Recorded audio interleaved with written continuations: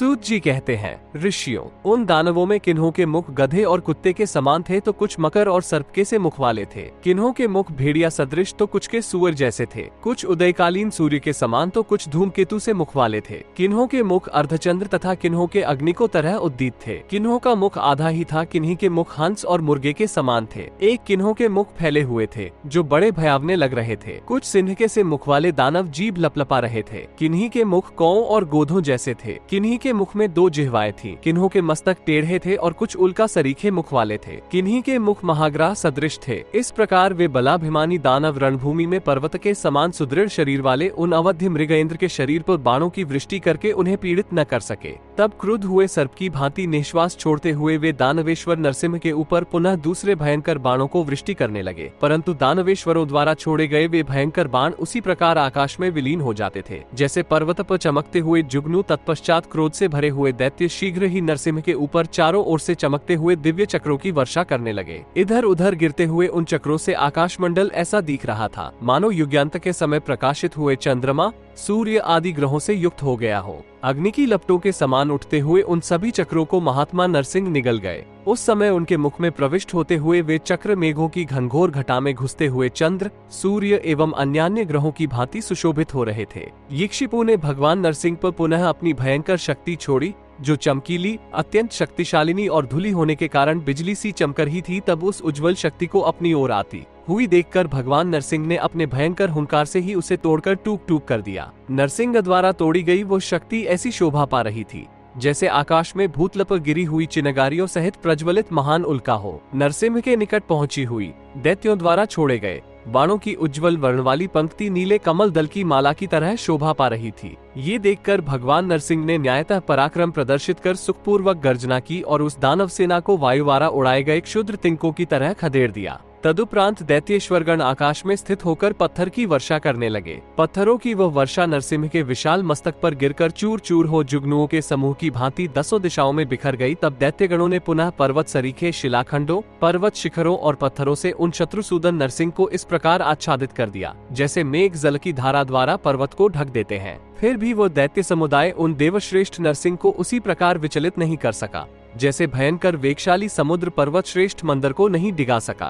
तदनंतर पत्थरों की वृष्टि के विफल हो जाने पर चारों ओर मूसलाधार जल की वृष्टि होने लगी। चारों ओर आकाश से गिरती हुई वे तीव्र वेगशाली धाराएं सब ओर से आकाश, दिशाओं तथा विदिशाओं को आच्छादित करके लगातार भूतल पर गिर रही थीं। यद्यपि वे धाराएं आकाश तथा पृथ्वी पर सर्वत्र सब प्रकार से व्याप्त थीं, तथापि वे भगवान नरसिंह का स्पर्श नहीं कर पा रही थीं। युद्ध भूमि में माया द्वारा मृगेंद्र का रूप धारण करने वाले भगवान के ऊपर वे धाराएं नहीं गिर रही थीं, अपितु बाहर चारों ओर वर्षा कर रही थी। इस प्रकार जब वह शिलावृष्टि नष्ट कर दी गई और घनघोर जलदृष्टि सोख ली गई, तब दानवराज हिरण्यकशिपु ने अग्नि और वायुवारा प्रेरित माया विस्तार किया, किंतु परम कांतिमान सहस्र नेत्रधारी महेंद्र ने बादलों के साथ वहां आकर जल की घनघोर वृष्टि से उस अग्नि को शांत कर दिया। युद्ध स्थल में उस माया के नष्ट हो जाने पर उस दानव ने चारों ओर भयंकर दिखने वाले घने अंधकार को सृष्टि की। उस समय सारा जगत अंधकार से ढक गया और दैत्यगण अपना अपना हथियार लिए डटे रहे। उसके मध्य अपने तेज से घिरे हुए भगवान नरसिंह सूर्य की तरह शोभा पा रहे थे। दानवों ने रणभूमि नरसिंह के ललाट में स्थित त्रिशूल की सी आकार वाली उनकी त्रिशिखा भरिकुटी को देखा, जो त्रिपदगा गंगा की तरह प्रतीत हो रही थी। 21, 29 इस प्रकार सभी माओं के नष्ट हो जाने पर तेजोहीन दैत्य अपने स्वामी हिरण्यकशिपु की शरण में गए। ये देख वह अपने तेज से को जलाता सा क्रोध से प्रज्वलित हो उठा। उस दैत्येंद्र के क्रोध होने पर सारा जगत अंधकार में हो गया। पुनः आवह, प्रवह, विवह, उदावह, परावह, संवह तथा श्रीमा परिवह, ये महान बल एवं पराक्रम से संपन्न आकाशचारी सातों वायुमार्ग उत्पात के भय की सूचना देते हुए क्षुब्ध हो उठे। समस्त लोकों के विनाश के अवसर पर जो ग्रह प्रकट होते हैं, वे सभी आकाश में दृष्टिगोचर होकर सुखपूर्वक विचरण करने लगे। राहु ने अमा एवं पूर्णिमा के बिना ही ग्रहण का दृश्य उपस्थित कर दिया। रात में नक्षत्रों और ग्रहों सहित राकापति शत्रुसूदन चंद्रमा और दिन में भगवान सूर्य कांतिहीन हो गए तथा आकाश में अत्यंत विशाल काले रंग का कबंध धूमकेतु दिखाई देने लगा। भगवान अग्नि एक ओर पृथ्वी पर रहकर चिनगारियां छोड़ने लगे और दूसरी ओर वे निरंतर आकाश में भी स्थित दिखाई दे रहे थे। आकाश मंडल में धुएं की सी कांति वाले 7 भयंकर सूर्य प्रकट हो गए। ग्रहगण आकाश में स्थित चंद्रमा के शिखर पर स्थित हो गए। उनके वाम भाग में शुक्र और दाहिने भाग में बृहस्पति स्थित हो गए। अग्नि के समान कांतिमान शनैश्चर और मंगल भी दृष्टिगोचर हुए। युगांत के समय प्रकट होने वाले वे सभी भयंकर ग्रह शनैः शनैः एक साथ शिखरों पर आरूढ़ हो आकाश में विचरण करने लगे। इसी प्रकार अंधकार का विनाश करने वाले चंद्रमा नक्षत्रों और ग्रहों के साथ रहकर चराचर का विनाश करने के लिए रोहिणी का अभिनंदन नहीं कर रहे थे। राहु चंद्रमा को ग्रस्त कर रहा था और उल्काएं उन्हें मार भी रही थी। प्रज्वलित उल्काएं चंद्रलोक में सुखपूर्वक विचरण कर रही थी। जो देवताओं का भी देवता इंद्र है, वो रक्त की वर्षा करने लगा। आकाश से बिजली की सी कांति वाली उल्काएं भयंकर शब्द करती हुई पृथ्वी पर गिरने लगी। सभी वृक्ष असमय में ही फूलने और फलने लगे तथा सभी लताएं फल से युक्त हो गईं, जो दैत्यों के विनाश की सूचना दे रही थी। फलों से फल तथा फूलों से फूल प्रकट होने लगे। सभी देवताओं की मूर्तियां कभी आंख फाड़ कर देखती,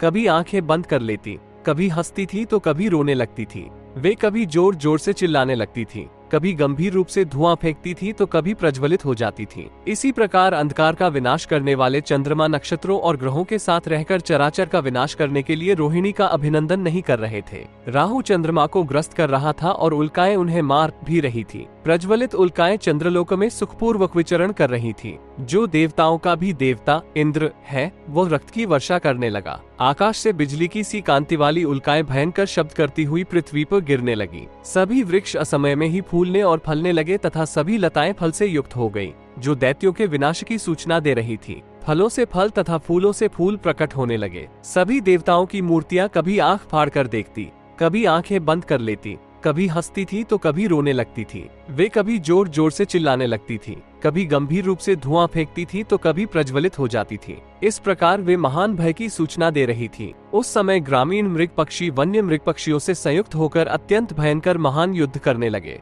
गंदे जल से भरी हुई नदियां उल्टी दिशा में बहने लगी। रक्त और धूल से व्याप्त दिशाएं दिखाई नहीं दे रही थी। पूजनीय वृक्षों की किसी प्रकार पूजा रक्षा नहीं हो रही थी। वे वायु के झोंके से प्रताड़ित हो रहे थे, झुक जाते थे और टूट भी जाते थे। अल 41-49। इस प्रकार लोकों के युगांत के समय सूर्य के अपराह्न समय में पहुंचने पर जब सभी प्राणियों की छाया में कोई परिवर्तन नहीं दिखने लगा, तब दैत्यराज हिरण्यकशिपु के महल, भांडारागार और आयुधागार के ऊपर मधु टपकने लगा। इस प्रकार असुरों के विनाश और देवताओं की विजय के लिए भय की सूचना देने वाले अनेकों प्रकार के भयंकर उत्पात दिखाई दे रहे थे।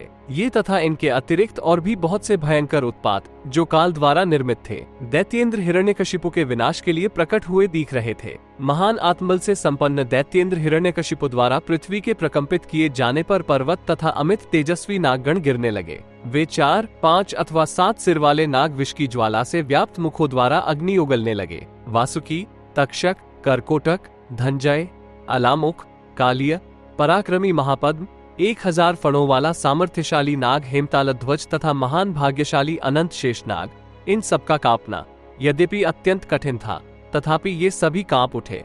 उसने चारों ओर जल के भीतर स्थित रहने वाले उदीत पर्वतों को भी अत्यंत क्रोधवश कैंपा दिया। उस समय पाताललोक में विचरण करने वाले तेजस्वी नाग भी प्रकंपित हो उठे। इस प्रकार दैत्यराज हिरण्यकशिपु क्रोधवश दांतों से होठों को दबाए हुए जब पृथ्वी पर खड़ा हुआ तो वह पूर्व काल में प्रकट हुए वाराह की तरह दिख रहा था। वो पुष्पितक गिरी अपने स्वर्णमय शिखरों से शोभा पा रहा था। फिर चंद्रमा और सूर्य की किरणों के समान चमकीले एवं सागर के जल से घिरे हुए शिखरों से युक्त शोभाशाली विद्युतवान पर्वत था, जो सब ओर से 100 योजन विस्तृत था। उस पर्वत श्रेष्ठ पर बिजलियों के समूह गिराए जाते थे। वृषभ नाम से पुकारा जाने वाला शोभा संपन्न ऋषभ पर्वत तथा शोभाशाली कुंज पर्वत, जिस पर महर्षि अगस्त्य का सुंदर आश्रम था, सर्प का दुर्धर्य निवास स्थान विशालाक्ष तथा भोगवती पुरी, ये सभी दैत्येंद्र द्वारा प्रकंपित कर दिए गए। द्विजवरो, वहाँ महासेन गिरी, पारियात्र पर्वत, गिरिश्रेष्ठ चक्रवान, वाराह पर्वत, स्वर्ण निर्मित रमणीय प्रागज्योतिषपुर, जिसमें नरक नामक दुष्टामा दानव निवास करता है,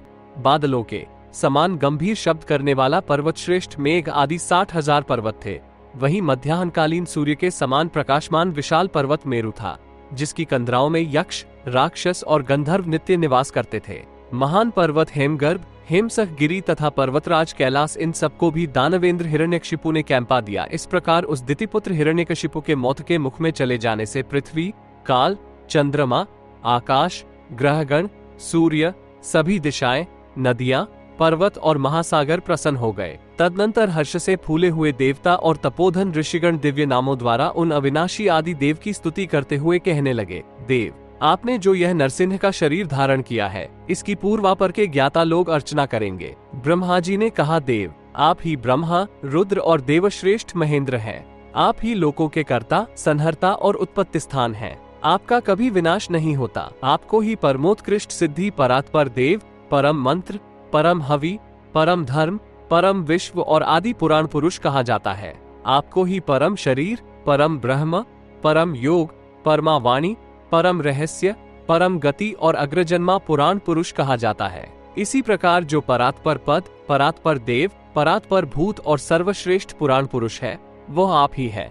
जो परात्पर रहस्य, परात्पर महत्व और परात्पर महतत्व है, वो सब आप अग्रजन्मा पुराण पुरुष को ही कहा जाता है। आप सर्वश्रेष्ठ पुराण पुरुष को पर से भी परम निधान, पर से भी परम पवित्र और पर से भी परम उदार कहा जाता है। ऐसा कहकर संपूर्ण लोकों के पितामह सामर्थ्यशाली भगवान ब्रह्मा नारायण देव की स्तुति कर ब्रह्मलोक को चले गए। उस समय तुरहियां बज रही थी और अप्सराएं नृत्य कर रही थी। इसी बीच जगदीश्वर श्रीहरि क्षीर सागर के उत्तर तट पर जाने के लिए उद्यत हुए। वहां से जाते समय भगवान गरुध्वज ने परम कांतिमान उस नरसिंह शरीर को जगत में स्थापित कर अपने पुराने रूप को धारण कर लिया था। फिर अव्यक्त प्रकृति वाले भगवान विष्णु पंचभूतों से युक्त एवं चमकीले 8 पहिए वाले रथ पर सवार हो अपने निवास स्थान को चले गए।